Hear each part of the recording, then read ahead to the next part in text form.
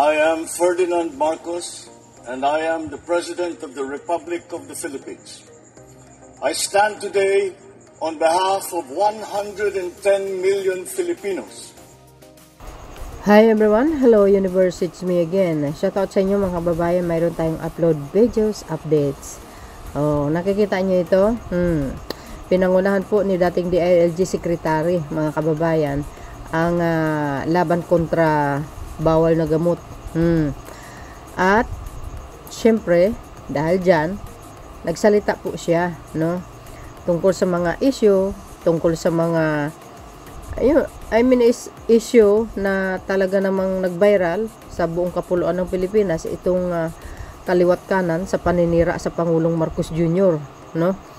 Ayan, tungkol sa ginawa ni Saldico, ito naman si Senator Amy. Nako, kaya yan, binairal lahat yan ng mga DDS, kinagat nila talaga, inadapt na talaga nila, sa tingin nila totoo.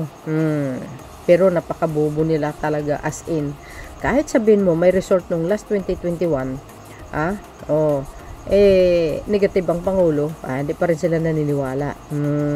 Gusto nila pala talaga parpulik daw. Sa mga nag-akusa, mauna dapat yung sarili nyo. O, diba? So, dahil dyan, mga best, nagsalita si dating Secretary ng DILG, Secretary Abalos, tungkol kay Pangulong Marcos Jr.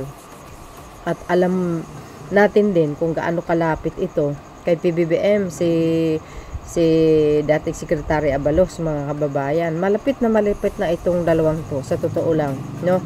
At saka isa pa at for sure na subaybayan niya din ang buong pagkatao ng Pangulo.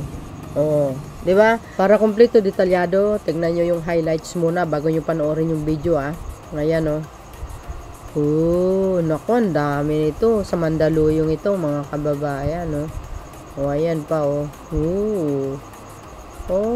mostly are teenagers, mga beswa. Nako. Ayan. Mas marami pa yata ito kaysa rally ng mga DDS, Napakalawak ito, guys, hanggang dulo. Ayan, see?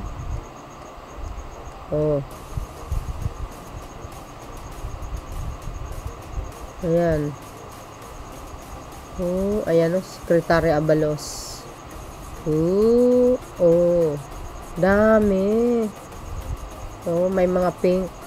Baka mga kakampink yan. Napakahaba ito, guys. Sa pinakadulo pa. Mas marami yata ito kaysa rally ng DDS. Diba? Basahin po natin bago nyo panoorin yung video, okay? Sabi niya, libu-libong individuals ang nakikilahok sa lakad kontra.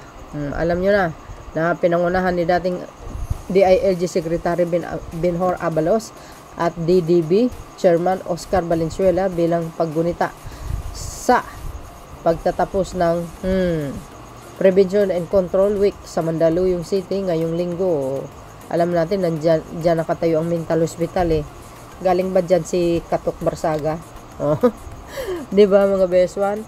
So, dahil dyan, panoorin nyo po yung video ni Secretary Abalos tungkol dito sa mga kaliwat kanan na paninira kay Pangulong Marcos Jr. Ang daming naawa sa kanya. Actually, nakakuha siya ng simpatya, no? Si Amy ngayon, kinaiinisan ng taong bayan. Except lang yung mga kakampi niya. So, dahil dyan, mga kababayan, eto na. Sabihin ko sa inyo, Ito sabihin ko sa inyo, and put this on record. Kung meron isang anak na uliran, na mahal niya ang tatay niya, yan si Presidente Bongbong Marcos. Bakit?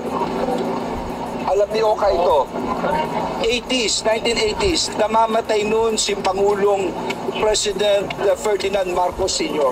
Kailangan may mag-donate ng kidney. Alam niyo ba kung sino nag-donate?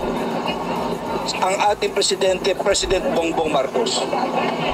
1980, kaya siya, iisa na lang kidney niya.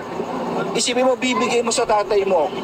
Hindi mo alam kung mamamatay ka rin. Hindi mo, at that time, this was close to 40 plus years ago. Hindi mo alam ano epekto sa iyo. He was in his 20s. Will he have the same quality of life? Gaganda ba ang kabuhayan ng ating Pangulo? Isipin mo. Ito ba'y makaka-apekto sa kanya? Ito ba'y magiging baldado siya? No one knows. Pero iisang alam natin, ganun magmahal ang ating Pangulo.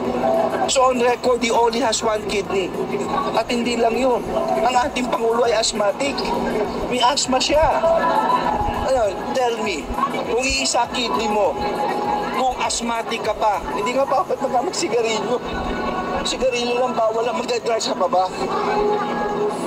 Look at how he answers question. Look at his demeanor. Yan ba isang drug addict? I'm sorry, I beg to disagree. And ang sinasabi ko ay factual. He's living on one kidney. Ito'y simbolo na isang pagmamahal ng anak sa kanyang ama. Ganyan ang ugali ng ating Pangulo. Salamat. Narinig nyo yung sinabi niya? For sure, alam niya rin naman talaga ang totoong kalagayan ng Pangulo. Dahil alam din po natin na iisa lang ang kidney niyan. Inamin naman ng Pangulo na asthmatic talaga siya. At saka yan ang pinagbawal ng doktor. At saka isa pa ha, tingnan nyo kung gaano ka-healthy ang Pangulo. Tingnan nyo kung gaano kagaling. Very classy ang kanyang mga talumpati sa international summit. Di ba? Saka yung makakitang ganyang klaseng mga pagbibintang na, well, tulad ng sinasabi ko, yung mga paratang sa Pangulo, part po ng destabilization yan. Malinaw po yun. Kahit saan ng gulo. Tingnan nyo, yun. Part doon yun. Gusto nila talaga sirain ng Pangulo. Hindi na kayo nagtataka sa mga Duterte. Gawain ni Digong ang magtanim ng ebidensya. Tanim ng istoryahe. Di ba? Kung mahina ang loob nyo, hindi nyo kakayanin. Pero dahil si Pangulong Marcos Jr.